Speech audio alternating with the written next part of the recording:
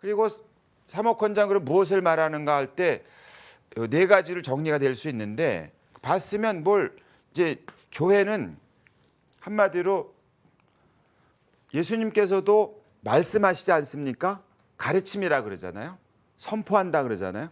그다음에 뭔가 행동하시지 않습니까? 그걸 수행적이라 그래요. 그분의 말씀은 행위로 실현이 되는 거예요. 말씀과 행적이. 교회도 마찬가지예요. 말하는 거예요. 뭘 말하냐면 인간의 존엄함을 말하고, 이건 다른 표현하면 인간의 존엄함에서 뭐가 나옵니까?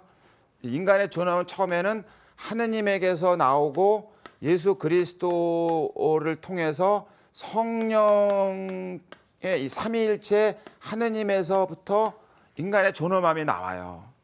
그 인간 존엄함은 남녀노소, 인종, 피부를 초월하는 거예요. 사람이라면 누구나 다, 누구도 예외 없이. 네? 바오로 사도는 어디까지 가요? 아직 태어나지도 않은 사람까지. 과거뿐만 아니라 내가 태어나기 전부터 나. 바오로 사도는 앞으로 올 미래까지 그 모든 사람을 다 통틀어서 하느님께서는 당신을 닮은, 예수님께서는 당신의 십자가 죽음과 부활로 사람을 새 사람으로 만들고, 성령께서는 그 사람 안에 머무는 성령의 궁전이 됨으로써 사람은 이 존엄함은 절대적이고 보편적이고 침에 불과하고 양도 불과하다. 이게 우리 교회의 믿음이라면 세상에선 이걸 가지고 어떻게 발전시켜요? 인간의 기본적인 인권, 권리들과 책임들, 의무들로 발전시킨 거예요. 그리고 이게 1960년대였지 않습니까? 1945년 2차 대전이 끝난 다음에 유엔에서 발표한 게 뭐예요? 세계 인권선언. 별거 아닌 것 같지만 인간의 기본적인 권리들이라고 말을 꺼낸 게 그렇게 오래되지 않았어요.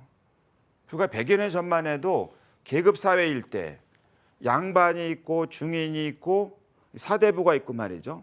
중인이 있고 평민이 있고 천민이 있었을 때, 귀족이 왕족이 있고 귀족이 있고 평민이 있고 천민이 있었을 때, 이 90% 이상의 평민과 천민들은 인간의 존엄함이라는 것을 느끼기도 힘들 뿐더러 표현하기도 힘들 뿐더러 그걸 요구할 수도 없었잖아요. 그 오래된 게 아닙니다. 그게 인간의 존엄함에 대해서 교회는 끊임없이 말하는 거예요. 심지어 이제 이 인권을 증진하기, 인권을 보호하기, 인권을 실현하는 이 운동, 인권 운동 앞에 제일 일선에 누가 서 있어야 된다? 우리 교회가 서 있어야 된다. 그건 사람에 대한 얘기입니다. 사람.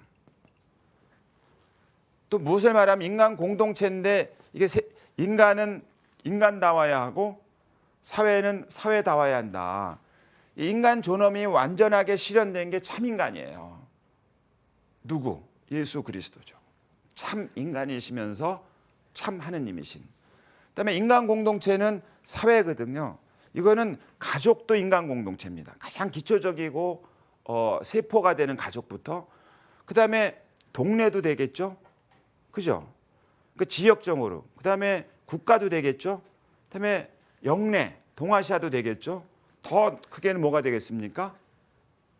세계까지 되는 거죠. 이건 지리적인 거지만 분야별로 따지면 학교도 공동체잖아요. 병원도 그렇고 회사도 그렇고 정당도 그렇고. 정당은 정치 공동체, 학교는 문화 공동체, 그다음에 회사는 경제 공동체. 이게 회사도 조그만 회사, 큰 회사 있지 않습니까? 그 모든 걸 합쳐서 인간 공동체라 그래요. 여기에서는 인권과 똑같이 뭐가 작동한다? 공동선. 많이 들어보셨죠? 다른 표현으로 하면 사회 정의. 사회에서는 정의와 자유와 진리와 사랑이라는 가치가 실현돼야 되는 거다. 그 안에서는. 자, 이 두 가지는 인간과 사회를 말하는 거거든요. 그런데 요게 주목할 게 요 대목입니다. 전 세계 인간 활동인데 자율성을 얘기해. 자율성. 이게 무슨 태도냐면, 그전에는 교회와 세상의 관계에서 이게 존중하거나 존중한다, 대화한다, 협력한다가 아니라 교회가 우위에 있다. 세상은 교회 말을 들어야 된다. 이런 생각이 있었어요. 또 거꾸로 세상은 교회를 무시하고 막 그래. 서로 대립적이던 역사가 있었단 말입니다.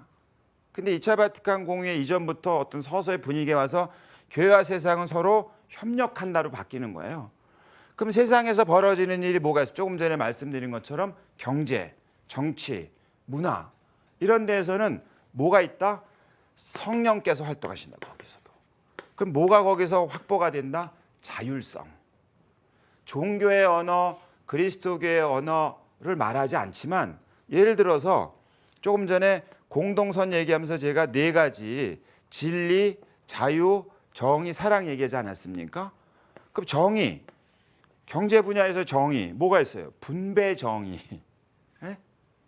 그러니까 혜택이라든가 부담을 이제 우리가 한 회사에서 말이죠. 열심히 일해가지고 이만한 결실이 났어요. 그걸 나눠야 되지 않습니까? 나눌 때 사장님도 가져가고 주주도 줘야 되겠죠. 그다음에 이자도 갚아야 되겠죠. 그다음에 노동자들에게도 줘야 되겠죠. 그러겠습니다. 근데 이거를 얼마나 공정하게 분배할 거냐. 그게 정의란 말입니다. 그럼 이게 사랑이 되는 거예요. 자기가 땀 흘려 노력한 대가를 받는 거잖아요. 그러면 하나님께서는 창조 사업에 협력한 행위로 노동을 그러면 그것은 신앙의 행위가 되는 거예요. 단순히 내 거 받는다가 아니라 근데 또 한 가지 넘어져요. 여기서 정의를 말하면서 뭐요? 사랑을 말할 수밖에 없는 게 이 세상에서는 불완전한 세상에서는 음지가 있고 양지가 있다 그러지 않습니까? 그럼 여기 조금 전에 말한 사과 10개가 있는데 이걸 공정하게 분배하는 게 다가 아니라 어떤 경우에 어떤 처지에서 어떤 상황에서 누군가는 더 필요한 거예요. 예? 공정하게 1대1로 나누자 됐지만 어떤 사람에게는 예를 들어 부양 가족이 많은데 더 나아가서 그 가족 가운데 아픈 사람이 있다. 그럼 그걸 어떻게 하겠냐? 하나만 가지고 안 되잖아요. 그래서 뭘 만들었어요? 사회는 보험 장치를 만들잖아요. 평소에 모아놔요. 이렇게 사과 몇 개씩을. 그리고 위기에 처했을 때 그걸 쓰는 거잖아요. 그런 것도 사랑의 행위란 말입니다. 왜? 곤란에 처한 강도당한 사람에게 다가가서 그에게 기름을 부어주고 상처를 싸매준 역할을 그거 하는 거니까. 그런 걸 사회교리에서는 사회적 정치 차원의 애덕이라 그래요. 자, 그런 것들은 여기서 지금 하느님 얘기 안 하고 예수님 얘기 안 하고 성령 얘기하지 않았지만 바로 인간 세상 안에서 활동할 때 성령께서 그렇게 활동하신다는 거예요. 성령께서 자유롭게 활동하시니까 뭐가 보장돼야 되나? 자율성. 그 종교 영역에서뿐만 아니라 세상의 영역에서도 성령께서 활동하시는 것을 여기서 인정하는 거예요. 그리고 당연히 현대 세계 안에서 교회 임무가 뭐냐? 세상에부터 교회는 도움을 받아야 돼요. 들어야 돼요. 그래서 성당이라고 쳐봐요. 거기서 현대 사회에서는 뭐가 움직이는 게 돈이 움직이지 않습니까?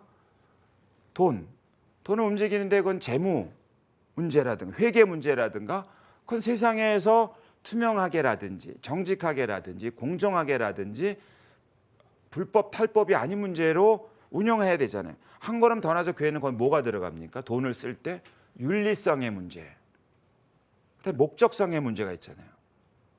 돈을 모았는데 엉뚱한 데 썼다. 거기서 엉뚱하다는 건 뭐예요? 목적에 반하게. 세상의 법으로는 땅 사는 데 써도 돼요. 세상의 법으로는. 근데 교회는 그 돈을 모을 때 땅 살라고 모은 게 아니란 말입니다. 그렇지 않습니까? 가난한 사람을 돕기 위해서 돈을 모은 거예요. 예를 들면. 그다음에 세상에선 이걸 어디 투자해도 돼요.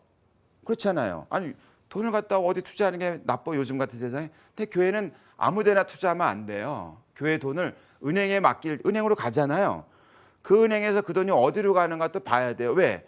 교회가 맡긴 돈이 무기 만드는 회사로 가면 어떻게 해요? 투자가 글로 되면 어떻게 해요? 그 무기 만드는 회사가 그 돈 투자 받아서 무기 만들어 가지고 누굴 죽이는 거 아니에요? 그 윤리성이라 그래요. 이런 건 누구 도움을 받아야 돼요? 한편으로 돈을 운영하는 거는 경제 분야의 세상의 도움을 받지만 윤리적 사용에 관해서는 교회가 전문가란 말입니다. 그러면 도움을 받기도 하지만 교회는 그리스도인이 경제 활동하지 않겠습니까?